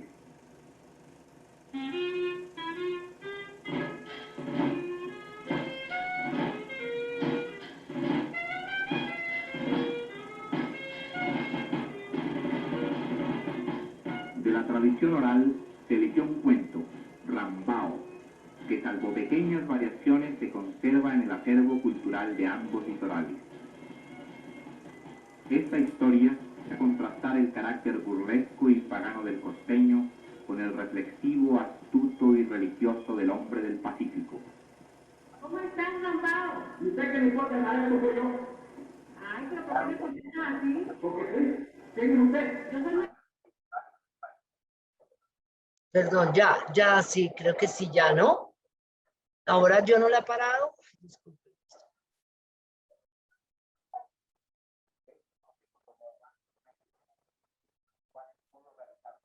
Sí, parémoslo. Yo soy la que no he parado. Ya, perdónenme. Uy, No, ya, ahí no la estamos viendo. ay, qué pena con ustedes. Estamos viendo a ti. Qué pena. Bueno, era importante ver esto porque, discúlpenme los tropiezos con los videos, pero es importante pues entender si estamos haciendo una lectura desde el cuerpo y la voz. Si no muestro algo, no siento que es importante. Ustedes podrán luego continuar, ojalá lo puedan ver en otro momento, ahí mandaré el link de todos los videos. Pero es importante entender qué es esto que hace Zapata para pasar a sus textos, digamos, escritos, que tienen otras características que ya hablaba algunas cosas. Pero este concepto de teatro identificador ha sido muy poco analizado, aún en las publicaciones nuevas que acaban de sacar la Universidad del Valle. Me he dado cuenta que la gente no entiende, pues no entiende, no, perdón, no alcanza a comprender precisamente porque no hay esta frontera ¿dónde está el texto de Rambao? Me preguntaba Francisco allá que la universidad le preguntaba que dónde estaba el texto de Rambao. Entonces, pues si van a letras nacionales se encuentran todo el proceso. Entonces aquí me voy a centrar en hablar de la investigación-creación, porque no se puede concebir el teatro sin entender el proceso creativo. Y eso es un puente que está ligado a todo el sentido de comunidad y de creación y de convivio y de que él tiene una unión con lo que está pasando en la sociedad. Por eso el ejemplo que les di al principio con el presidente, Guillén y la champeta, o sea, nos traspasa a todos y nos traspasa a los cuerpos y hay una memoria en el cuerpo. Y seamos negros, de raza negra completa o no, seamos colombianos o quien no en una fiesta se pone a bailar al escuchar unos tambores. Entonces, es importante entender que esto pasa por el cuerpo, pero eso no quiere decir que no tenga un rigor académico y que no tenga un rigor de lectura y que no tenga una forma de escritura, ¿sí? Entonces, asimismo, cuando llego al texto escrito, que vamos a ver dos casos ahora con el texto escrito, ¿qué es lo que estoy leyendo? Pues obviamente leo si cumple con unos mínimos, ¿cómo diría? Como unas categorías dramáticas, pero en este momento en la dramaturgia expandida, con los lenguajes del performance, hay muchas maneras de escribir, obviamente, pero que al pasarlo al papel también tienen una escritura y tienen un valor literario. Eso no lo digo yo, lo dijo Rogelio cuando habló del palenque literario, o lo ha dicho Manuel en este caso del teatro identificador. Entonces, digamos que no es una cosa que uno escribe, sino que ahora, con los nuevos conceptos y las nuevas definiciones, es como más fácil de que entre o que se permea a la academia este tipo de lecturas y por qué la importancia de ellas. Entonces, voy a seguir aquí para no perderme con la presentación, para irles contando. Pasemos entonces a Candelario Beso. Voy a hacer dos casos de clásicos, como les hablaba ahorita, tenemos oralidad, que es esto más o menos que vimos, los clásicos, o sea, que tiene una estructura clásica, ya sean que son del final del 19, principios del 20, pero que, digamos, dentro de lo que regía en ese momento la alta cultura y lo que entraba dentro de lo que debía ser considerado como texto dramático, cumplían con todo eso. Sin embargo, ahí vendría la sospecha, la hermenéutica de la sospecha, donde como veo en el autor, aunque cumpla con todos sus reglas y su tema sea eso, yo lo puedo ver desde hoy y recuperar algo de esa voz. Entonces, en el caso de Obeso, como saben, pues él tenía pues toda su obra de poesía, que es la reconocida en el teatro, también muy poco lo han indagado sobre su obra del Zapatero, Secundino el Zapatero, que mantiene esa estructura clásica, no voy a ahondar en ella, sino me llamó la atención más su poema de la lucha por la vida, que lo llaman poema dramático. Y me interesó mucho que al indagar en sus especialistas, pues decían que este poema, pues no, que él estaba enfermo. Como sabemos, pues él se pega un tiro en el estómago, dice que estaba jugando con él, estaba limpiando el arma y casualmente, o sea, quedan confusas las razones, los hechos de su muerte. Sin embargo, es al final de su vida que escribe este poema donde une todo. Digamos, sabemos que Candelario tradujo un Otelo, tradujo bastantes poetas. Bueno, es un intelectual que fue reconocido en su momento, pero no como debería ser, ni con toda su obra, evidentemente, por su linaje. Sin embargo, pues estaba relacionado con los presidentes, fue pues un gran intelectual. Pero en el caso del teatro, entonces, en este poema dramático, sus especialistas dicen no, que seguramente él fue antes de su muerte, estaba muy enfermo, tenía una disentería y que por eso es un poco caótica y que tiene una cantidad de personajes que salen y entran. Entonces, mirándola, me pongo a mirar lo que es muy extenso, me encuentro con que el poema tiene una estructura completamente contemporánea, y porque recoge toda su vida. Claro, es autobiográfica, pero de otra manera, no directamente. Tiene dos personajes, Gabriel y Dubán, que vendrían siendo como él, y une toda su historia, digamos, con la poesía, la recuperación del boga. Ahí, en el caso que les estoy poniendo, es en una escena. Las estructuras son en sí mismas espacios, digamos, cuánticos, porque cada una podría ser leída independientemente. Sin embargo, hay un hilo, solo que hay un hilo no lineal, y une que es su vida, y recorre pues desde la costa, desde la voz del boga, hasta retrata Bogotá, todo lo que le ocurre, hasta todo lo que le ocurre en las universidades. Hay una escena con los estudiantes, entonces también critica la intelectualidad de ese momento, y va atravesando sus amores también, porque sabemos que tuvo bastantes amores, y una última que era como una mujer blanca, parece que de muy buena familia, que dicen que también al dejarlo, o cuando se quiebra esa relación, es que termina en este último momento de su vida, que escribe eso, y luego viene el acontecimiento del balazo. Entonces, este poema me parece una cosa pues importante de leer desde lo dramático, y increíble de reconocer estas estructuras dramáticas expandidas, ¿no? Entonces, también tiene unos lugares íntimos. Por ejemplo, la primera parte presenta a los personajes que transitan la obra, en la segunda evoca los lugares íntimos. Entonces habla de todas las casas de diferentes mujeres.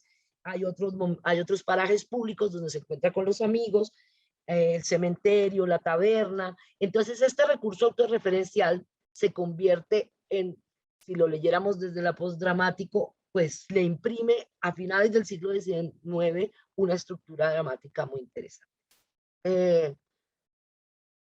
El segundo, a ver, es José Gaviria, que ya les había comentado, que tuvo la representación diplomática en Colombia, en la República Dominicana, y hace este escrito con una indagación histórica de la isla del Caribe, y retrata la magia del negro haitiano, e hizo parte del grupo de los nuevos.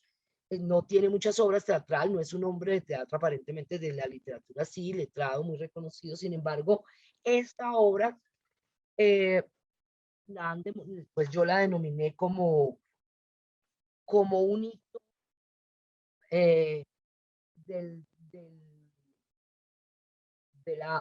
recupera la religión del vudú y lo pone al servicio de la dramática. Entonces, se desarrolla a principios del siglo XX, y hablan dos personajes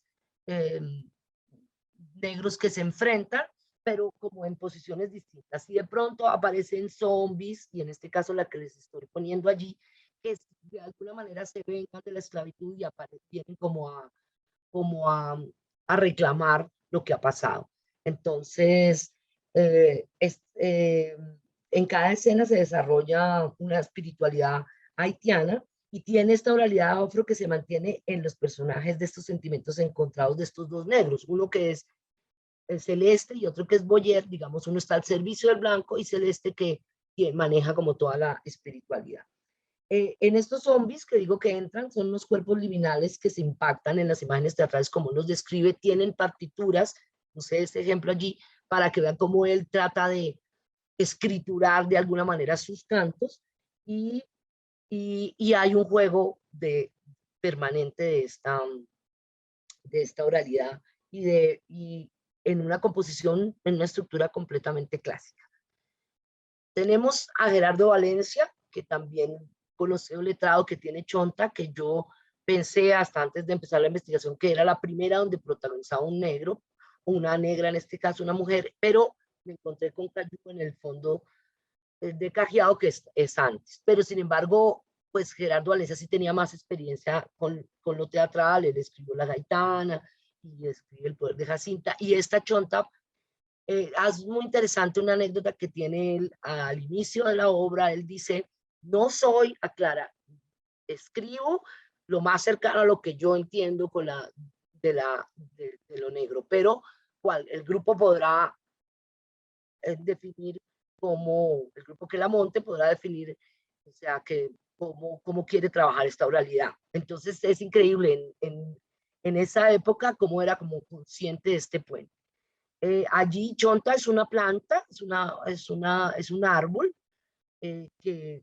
que a través de la obra pues representa al personaje femenino y ella, este es el momento, la obra ocurre en una hacienda, en un tambo de negros en la época de la esclavitud, y entre el primero y el segundo acto pasan 2 años, el amo de la hacienda la separa de sus hijos y ella sufre esto, esa es la escena que les pongo ahí, una parte de la escena, donde cantan ellos y ella se queja pues de que la han separado de sus hijos. Sin embargo, se va develando en el transcurso de la obra que ella es como amante de este amo blanco y el amo blanco lleva a su mujer blanca y se va para la guerra y deja a todas las mujeres allí en la hacienda. Y entonces ella se tiene que ir, bueno, pasan diferentes cosas, pero es importante cómo esta leyenda dramática va representando a esta exotización de la mujer negra, porque como la describe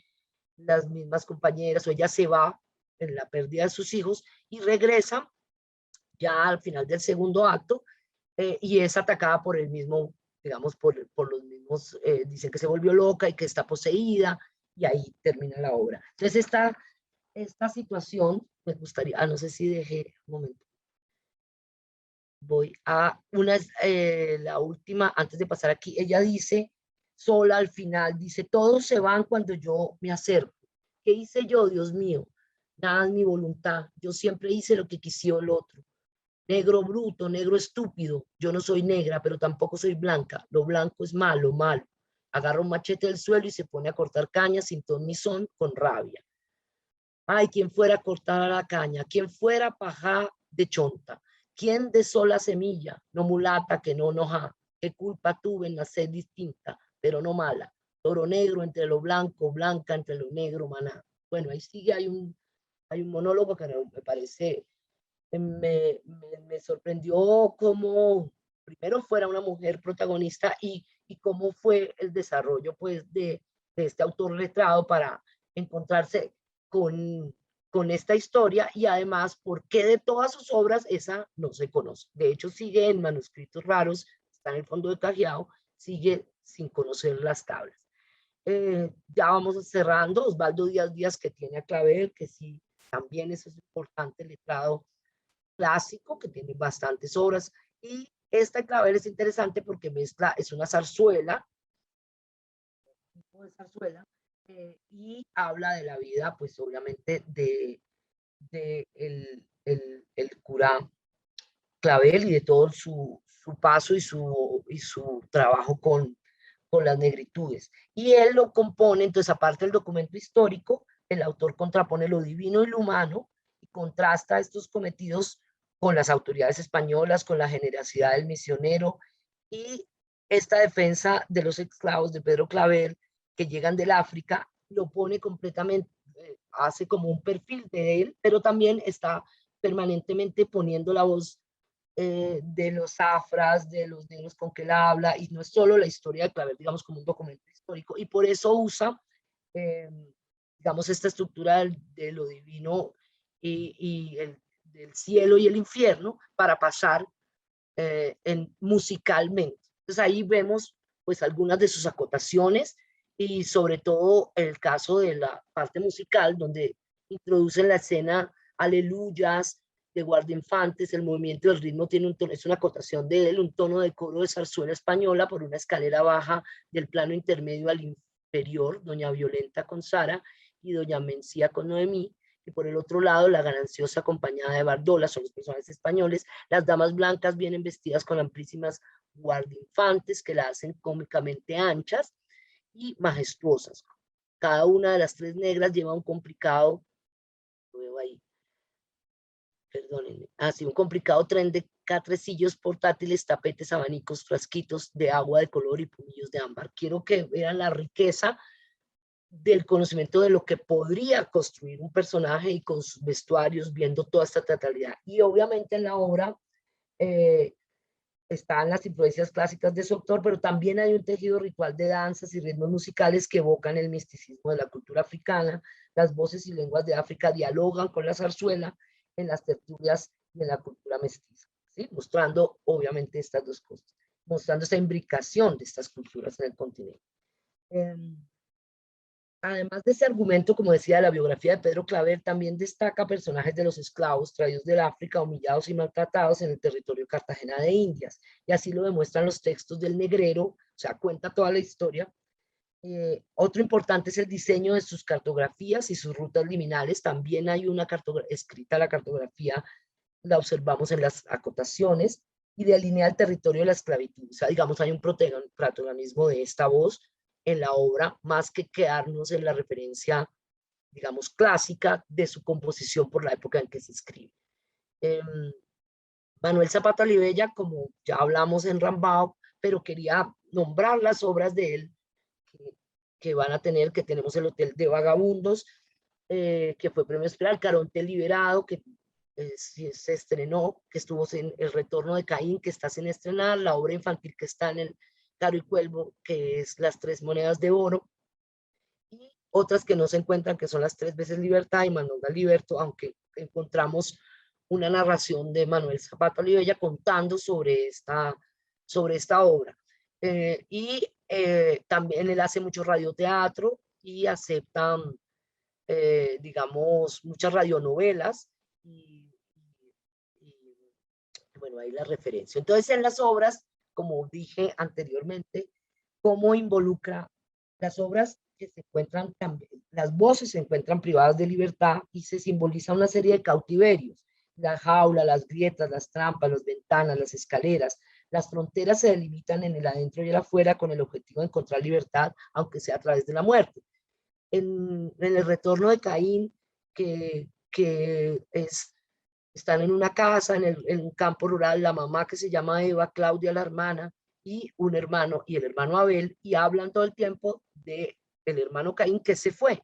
Resulta que aquí cambia la estructura completamente de Zapata, porque es Abel el que mata a Caín al final. Les voy a contar pues para que la puedan ver, pero lo que quiero a puntualizar allí es cómo él vuelve aquí, hace esto, ahí es el adentro rural de una casa, el afuera son, Caín llega a la casa y dice que no encuentra, no tiene memoria. Ellos tratan de reconocer si es el hermano que se fue, Claudia se enamora de él, o sea que hay una cierta incesto, para reconocer luego la mamá, tener que hacer que no son hermanos realmente, porque la hija no es de ese papá, y entonces este enamoramiento salva de alguna manera, unifica esta familia de nuevo, pero él tiene un historial, porque como él creyó que mató al hermano, él se fue y entró a Los Pájaros de esa época, y ahí recuenta toda la historia política del país en ese momento que está criticando, que es la lucha de los liberales con los conservadores, y cómo vienen por ellos, tanto los pájaros como los guerrilleros, en busca de él para matarlo. Y ellos lo esconden. Y finalmente, la única manera que tiene la madre para que Claudia no se vaya con él es que decirle a su hijo que mate a su hermano, pero y le entrega la quijada, ¿no? Pero es al revés. Entonces, ¿cómo vuelve él al final? Siempre hay una sorpresa en las obras de Zapata y al final cambia la estructura totalmente de lo que viene narrando.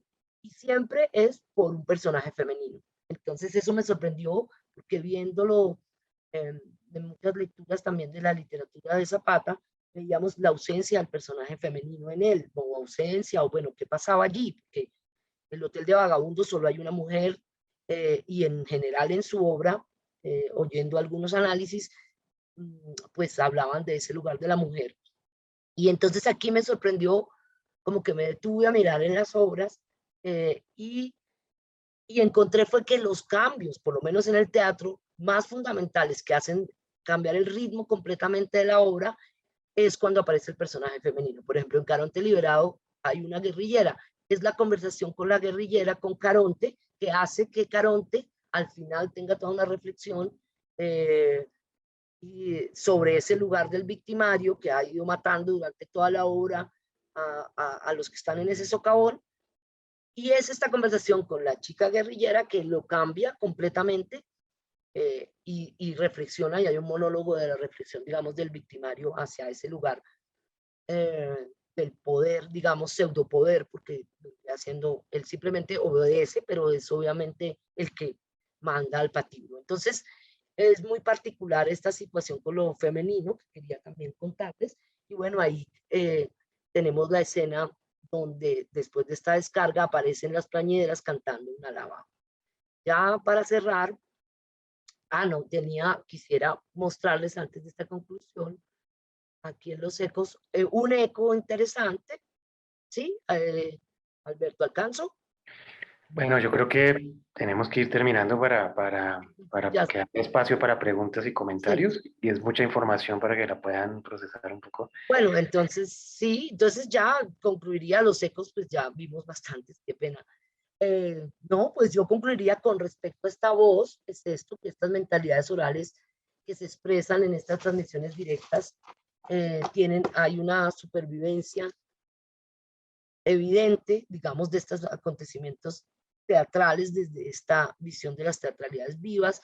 Hay una teatralidad fronteriza que sigue estando impermeable para muchos espacios y que estos relatos hablan de un saber colectivo y que donde todos nos podemos encontrar de alguna manera. Estas historias no contadas pues son realmente vividas y por lo tanto importantes de ser visibilizadas. Invitar a que escuchen los podcasts y el video y ojalá el final de toda la investigación pues invitarlos a leer el texto. Creo que, no, pues muchas gracias. Voy a dejar de... Bueno, muchas gracias. Muchas gracias, Liliana. Muchas gracias a todos los que nos están acompañando. Bueno, hay varios comentarios, varias preguntas. Creo que por un lado es claro que trabajar con los archivos implica un conocimiento pues, muy panorámico, muy amplio, de muchos contextos. Nos has mostrado algo que hace parte desafortunadamente de la historia cultural de Colombia, y es cómo se pierden muchos documentos, cómo hay grabaciones incompletas, cómo hay testimonios orales parciales que nos permiten reconstruir hasta cierto punto lo que fue una obra, lo que fue un montaje, lo que fue una interacción en una región. Bueno, yo quisiera hacerte una pregunta y después vamos a transmitirte algunas que se han hecho acá por el Zoom y por Facebook. Ya, bueno, prácticamente al final de la beca que has tenido con nosotros acá en Literatura Comparada, ¿de qué manera el Fondo González Cajiao ha cambiado, cambiaría tu formación, tu trayectoria como investigadora? ¿Qué más podrías decirle también a futuros investigadores que se acerquen a ese archivo? ¿Qué recomendaciones darías tú para el archivo, para que nosotros podamos usarlo más, para que podamos divulgarlo más? Háblanos un poquito de eso, por favor.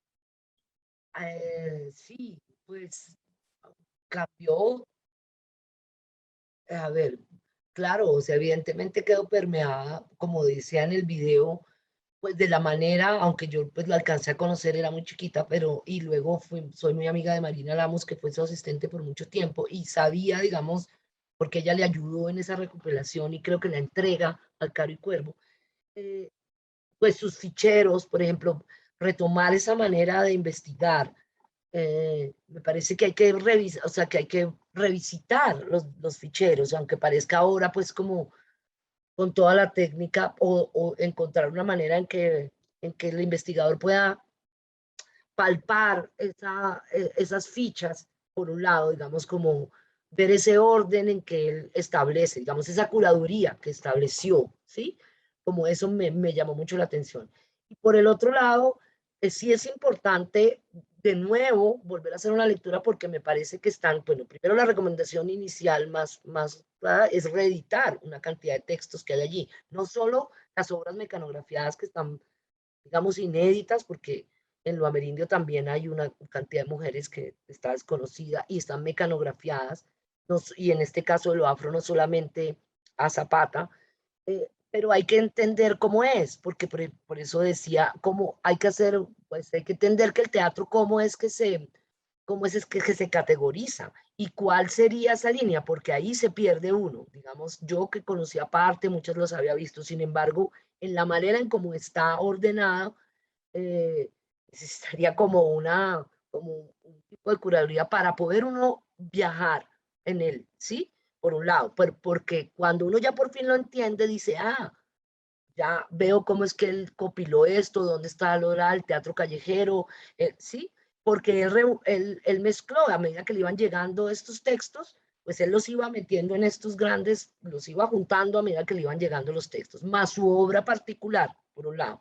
Otro aspecto es su trabajo de crítica, porque también la recuperación que tiene en prensa es en esa época la manera de que estas cosas que tú dices que están cortadas, que están a medio conocer, se pudiera hacer una lectura de lo que pasaba en esa política cultural, tiene la estructura de los teatros, bueno, entonces, ¿ves? Y esas son tres nomás. Entonces, creo que sí, yo recomendaría primero la edición de los materiales y segundo, digamos, como un viaje, como con alguien de ustedes que va a estar allí para poderles mostrar un poco de esa parte para ver si de ahí se puede hacer una categorización, digamos, más fácil para el investigador que llegue, ¿sí? Que llegue a mirar esos archivos.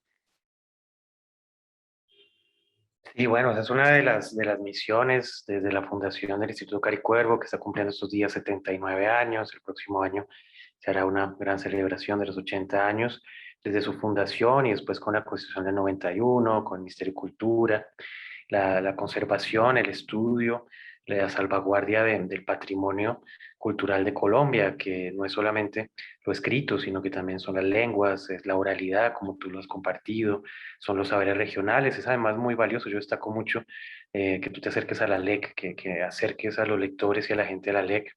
Hay también una versión de la LEC digital, del Atlas Lingüístico y Etnográfico de Colombia, que fue un trabajo magnífico que se hizo colectivamente en varias regiones de Colombia por parte del Instituto Caricuervo en los años 60 y que también es una especie de máquina del tiempo porque nos permite reencontrarnos o encontrarnos de muchas maneras. Bueno, te voy a transmitir algunos saludos, comentarios. Por ejemplo, por acá es Soraya González, que te manda un saludo. Dice muchas gracias por compartir tanta información que hasta el momento desconocía. Una pregunta que te hacen, ¿sabes quién fue Miguel A. Caicedo en las letras? ¿Chocó a Noel? Miguel A. Caicedo. No, voy a apuntarlo ya. No, que si nos puede contar él un poquito o ella, Miguel A. Caicedo. Miguel A. Caicedo. No. Recordarles que pues yo me centré, porque pues hay muchísimos escritores, obviamente los de la literatura lo tienen mucho más, digamos, en poesía está mucho más recuperada la voz afro y visibilizada.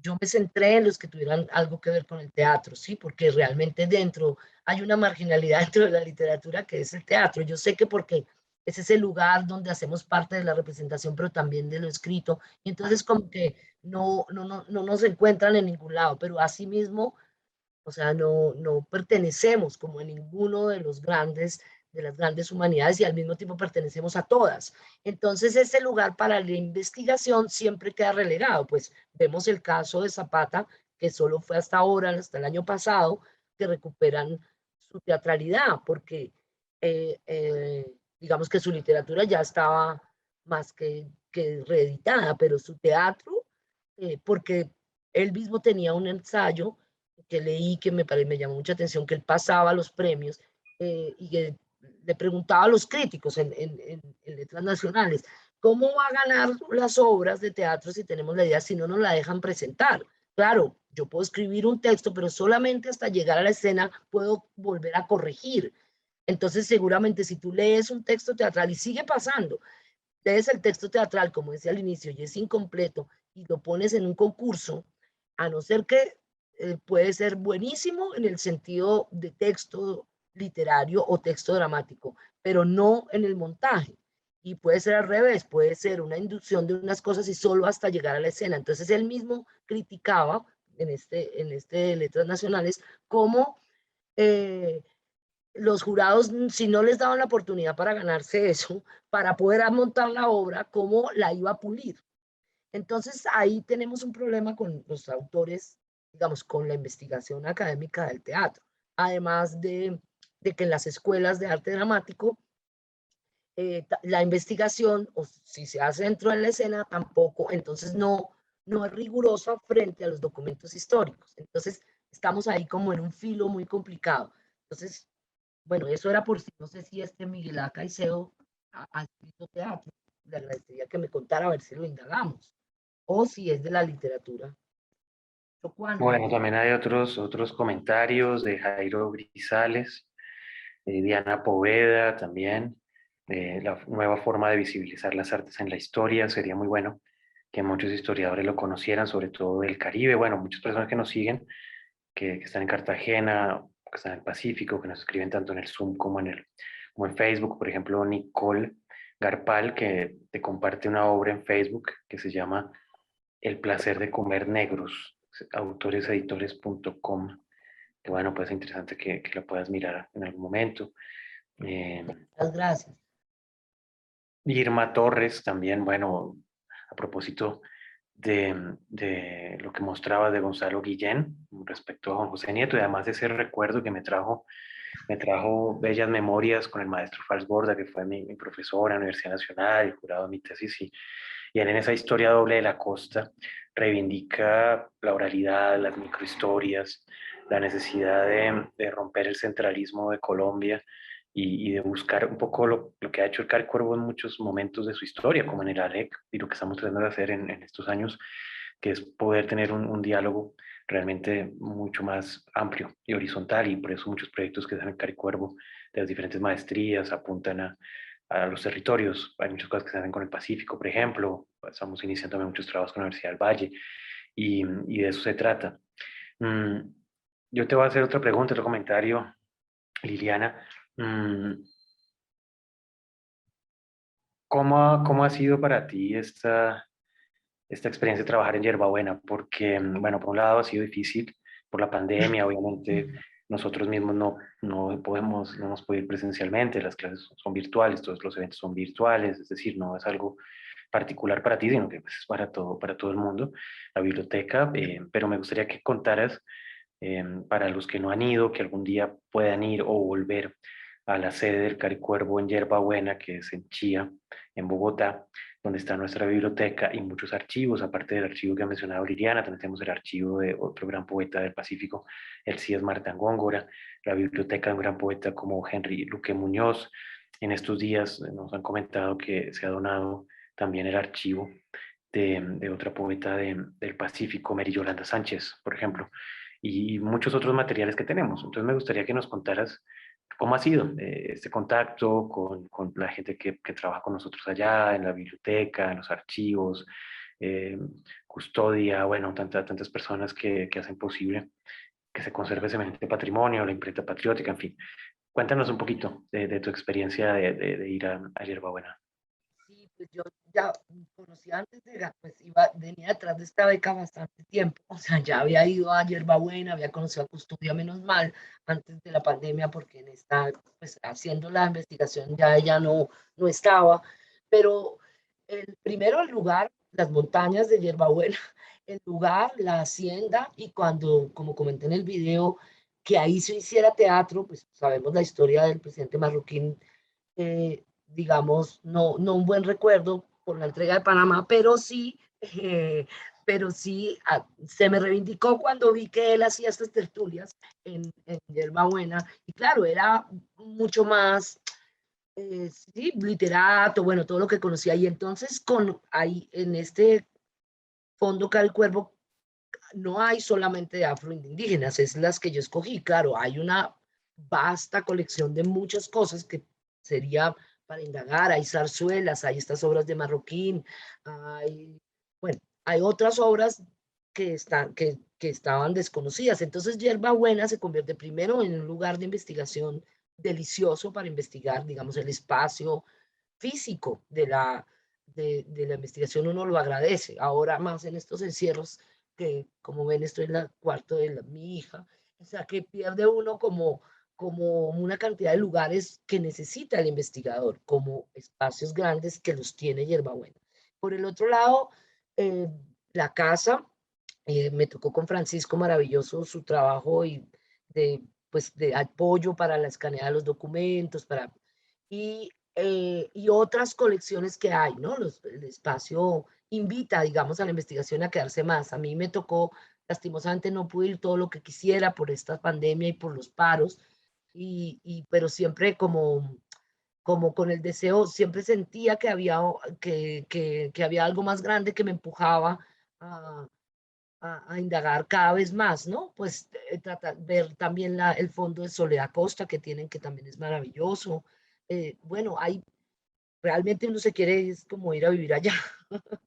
Es como a nivel del espacio y de los materiales que se encuentran, ¿no?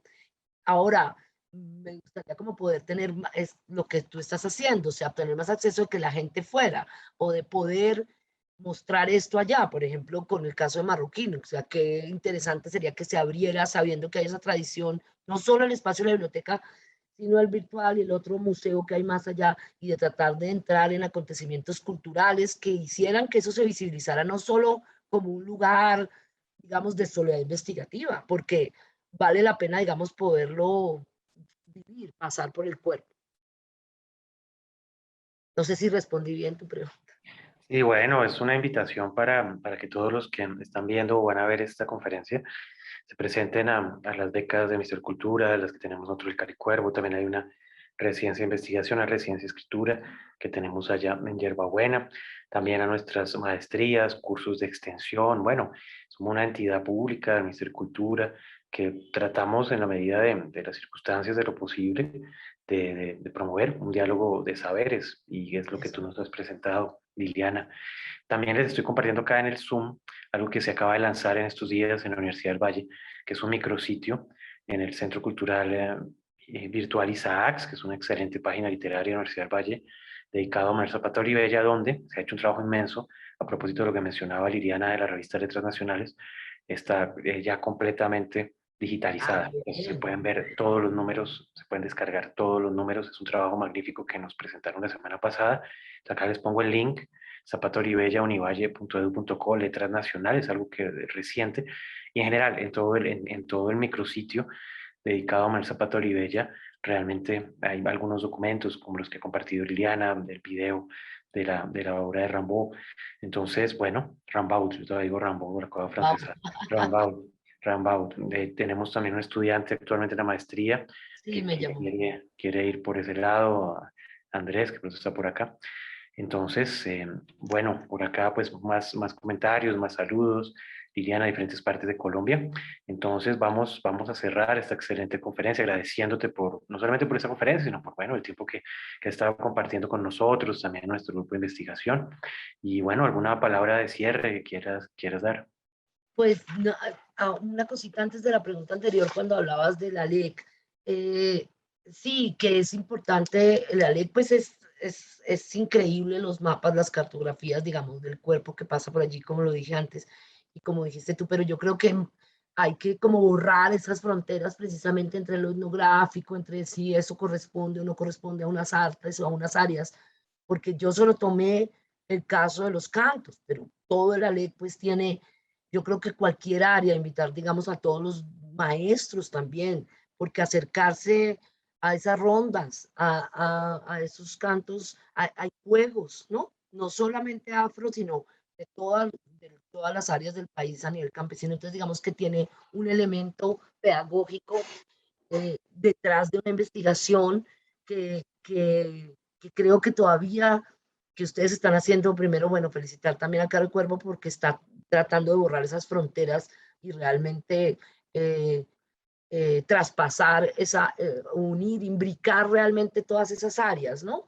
Que son importantes no solo para las áreas culturales, sino para la educación y para todas las áreas de la educación, porque, digamos, en la ley podría uno explicar geografía, explicar alimentación, explicar vestuario, o sea, digamos que sería bien importante un proceso con maestros y maestras del país, ¿no? Ya que tienen ustedes para que la invitación a conocer Hierbabuena y a hacer uso de esa biblioteca, obviamente, y que los niños y chicos fueran y tuvieran ese acceso, me parece que me faltó completar, Alberto.